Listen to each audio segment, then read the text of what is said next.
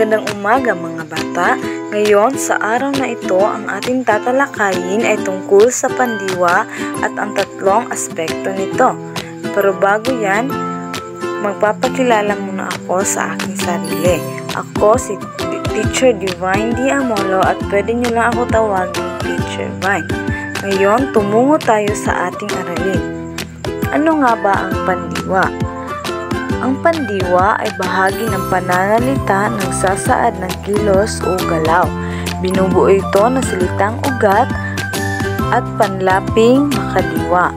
Ang pandiwa ay tumutukoy sa kilos o galaw, isang pangyayari o isang katayuan. Halimbawa, nagsusulat. Si Charles ay nagsusulat ng kanyang talambuhay. Ang pandiwa sa pangungusap na ito ay ang salitang nagsusulat. Pangalawa, nagbabasa. Si Tim ay tahimik na nagbabasa. Sa inyong palagay mga bata, ano nga ba ang pandiwa sa pangungusap na ito? Tama. Ang pandiwa sa pangungusap na ito ay ang salitang nagbabasa. Pangatlo, kumakanta. Ang magkapatid na John at Daisy ay kumakanta. Ang pandiwa sa pangungusap na ito ay ang salitang kumakanta. Pang-apat, nagwawalis. Sina May at June ay nagwawalis. Ang pandiwa sa pangungusap na ito ay ang salitang nagwawalis. Pang-lima, sumasayaw. Si Sia ay sumasayaw. At ang pandiwa naman sa pangungusap na ito ay ang salitang sumasayaw. Ang pandiwa ay maaring manghayin sa iba't ibang aspekto. Ano nga ba ang aspekto? Ang aspekto ay tumutukoy sa panahon kung kailan nangyayari o mangyayari o kung magpapatuloy ba ang kilos na naganap. Nahahati sa tatlong aspekto ang pandiwa. Una, ang aspektong pangnagdaan o perpektibo. Ano nga ba ito? Ang aspektong pangnagdaan o perpektibo ay ang kilos na isinasaad nito ay tapos nang gawin o naganap na. Tapos nang gawin o naganap na. Iba't ibang panlapi ang ginagamit sa pagbanghay ng pandiwang pangnagdaan. Halimbawa, ang na. Ang salitang na, ito ay nilalagay sa unahan ng salitang ugat.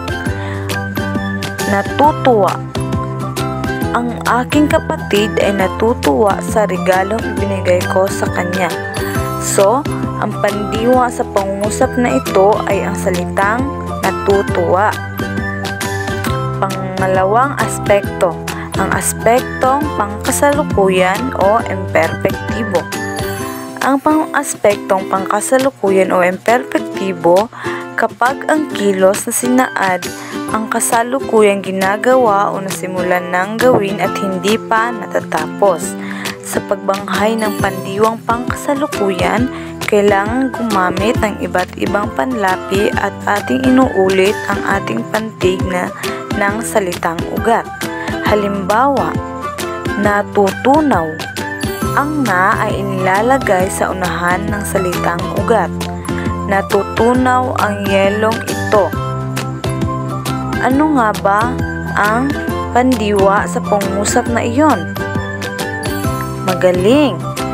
Ang pandiwa sa pangungusap na iyon ay ang salitang natutunaw. Tumungo naman tayo sa huling aspekto o pangatlong aspekto. Ito ay ang aspektong panghinaharap o kontemplatibo. Ang pandiwang ito ay tumutukoy sa kilos na hindi pa nagagawa o gagawin pa lamang. Nababanghay rin ang pandiwang panghinaharap sa tulong ng mga panlapi na ating inuulit ang unang pantig ng salitang ugat.